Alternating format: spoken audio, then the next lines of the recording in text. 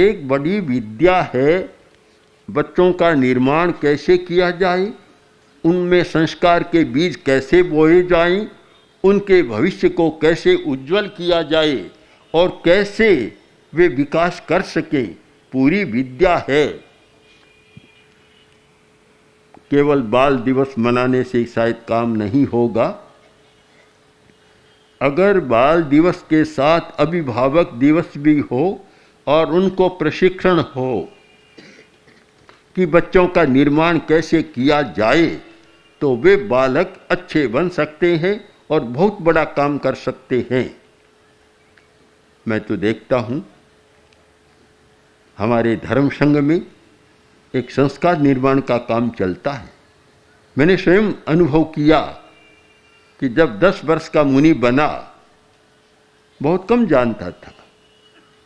आजकल के बच्चे तो बहुत जानते।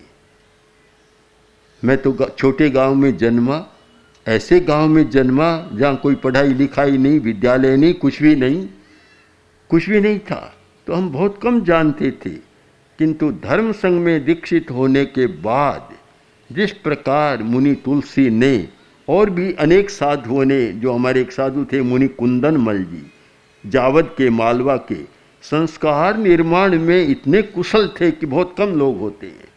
इस प्रकार कभी कड़ाई, कभी नरमाई, कभी कुछ कर और अच्छे संस्कारों का निर्माण करने वाले थे। और उनके हाथों भी शायद 50 बच्चे निकले होंगे, इतने कुशल थे।